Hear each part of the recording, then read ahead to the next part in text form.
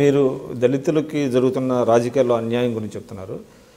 ఇప్పుడు అంటే మన ఉమ్మడి ఆంధ్రప్రదేశ్లో చూస్తే ఎస్సీ వర్గీకరణ, ఆ రోజు ఎస్సీ వర్గీకరణ ఏకగ్రీవ తీర్మానం జరిగింది. ఎస్సీ వర్గీకరణకి ఒక ఆర్డినెన్స్ జారీ చేశారు. సరే, సబ్సిక్వెంట్గా కోర్టు కొట్టేయడం అదంతా జరిగితే ఇవాళ 2 రాష్ట్రాల్లో కూడా వర్గీకరణ బిల్లు ప్రవేశపెట్టమని అంటే ఇంట్రడ్యూస్ చేయమంటేనే ప్రభుత్వాలు ఒప్పుకోలేనటువంటి పరిస్థితి వచ్చింది. దీన్ని ఏ విధంగా అర్థం చేసుకోవాలి? అంటే ఒకటండి, ఆంధ్రాలోనేమో కొంత మాల పాపులేషన్ ఎక్కువ ఉంటుంది, తెలంగాణకు మాదిగ పాపులేషన్ 75-80% మాదిగ పాపులేషన్ ఎక్కువ ఉంటుంది.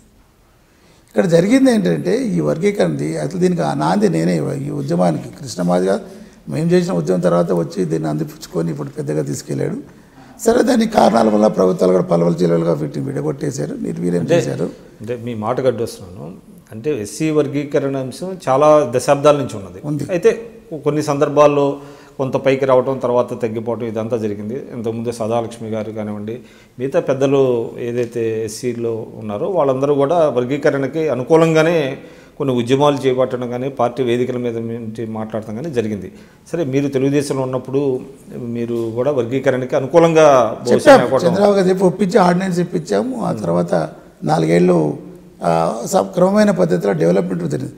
కాకపోతేనంటే పొలిటికల్ రీజన్స్ గురించి లేదా ఈనాడు పేరుకు మాత్రం ఇక్కడ అసెంబ్లీలో చేసిన గవర్నమెంట్ ఆఫ్ ఇండియాకి వెళ్ళి అప్పుడు రాజశేఖర రెడ్డి గారు ఉన్నారు, కౌన్సిల్ బిల్లు అందరూ అడ్డుపడ్డా ఆయన వెళ్ళి మొండికేసి రాజీనామా చేస్తా అని భయపెట్టి తీసుకొని వచ్చారు. అంటే ఇక్కడ వర్గీకరణ మీరు రాజీనామా చేయమని మేము అడగట్లేదు, సహేతుకమైంది. దీని మూలం ఇప్పుడు బీసీల్లో ఏబిసిడి ఇక్కడ ఎగ్జిస్టింగ్, అది బీసీల్లో ఏబిసిడి వర్గీకరణ ఎగ్జిస్టింగ్, దాని మూలన అన్ని కులాల వరకు సమాన న్యాయం జరుగుతూ ఉంది.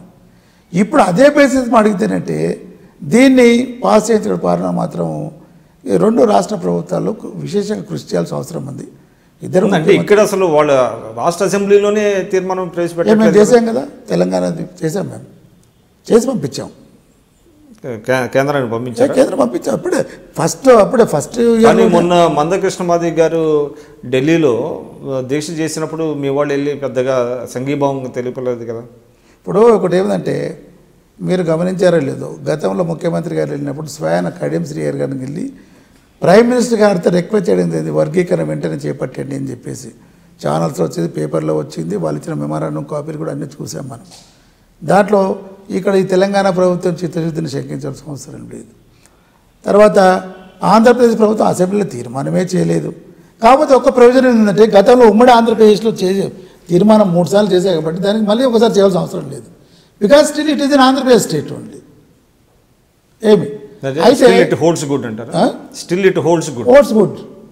అయితే మందకృష్ణ మాదిగ గారు మన దగ్గర టీఆర్ఎస్లో మద్దతు తెలపలేదు అని అంటే ఒక లాజికల్లీ ఆయన మీరు పెద్ద దగ్గరకు లేదా ముఖ్యమంత్రి గారి దగ్గర పోయి అడిగి ఒప్పించుకోవాల్సిన విడిచిపెట్టేసా ఆపోజిషన్ పార్టీ వాళ్ళ దగ్గర వాళ్ళు ఆశ్రయిస్తున్నారు. కారణాలు మరి ఆయనకు మీకు నాకైతే తెలియదు, కానీ మీరు మరి అప్పుడప్పుడు లేదా ప్రభుత్వానికి వ్యతిరేకంగా విమర్శలు చేస్తున్నా కానీ తీసుకెళ్ళి కేంద్రబద్ధంగా తీసుకెళ్ళాము. సో ఈ తరుణంలో రాజకీయ విభేదాలు ఉండి మీరు ఇతర రాజకీయ పార్టీలను తీసినప్పుడు సహజంగా ఇబ్బందికరంగానే ఉంటుంది. ప్రభుత్వ పరంలో ఉన్న వాళ్ళు అక్కడ వెళ్ళి చేయాలంటే ఏంటంటే ఇబ్బందికరమైన సిచ్యువేషన్. అక్కడ పోయినాక మాసెస్ ఉంటారు, ఏమైనా అల్లరి చేస్తారు, గొడవ చేస్తారు, ఏదైనా చేస్తారంటే అనవసరమైన ఇది అవుతుంది కదా. మా చిత్తశుద్ధి శంకించకుండా మేమైతే స్వయం మా ముఖ్యమంత్రి గారు వెళ్ళే శ్రీహరి గారు తీసుకుని ప్రభుత్వం తరఫున మెమరాండం తొందర చేయమని చెప్పడము అది మా చిత్తశుద్ధికి తార్కాణం. దాని గురించి మీరు శంకించే అవసరం లేదు. మేము అక్కడ వెళ్ళలేదంటే ఈ కారణాలు ఇవి ఉన్నాయి.